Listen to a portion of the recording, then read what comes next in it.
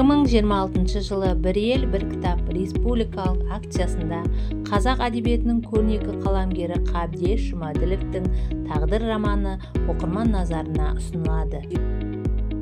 «Тағдыр» романы 20 ғасырдағы қазақ халқының қилы кезеңдерін, елден жырақта өмір сүрген қандастардың ауыр да күрделі тағдырын шынайы бейнелейтін көркем туынды.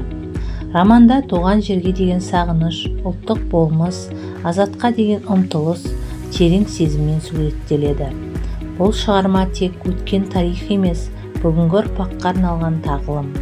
Қабдеш Жұмаділов тарихи шындықты көркем тілмен өрнектеп, елдік сана мен ұлттық рухты оятатын мәңгілік құндылықты ұсынады. 2026 жыл «Тағдыр» романы оқылатын жыл.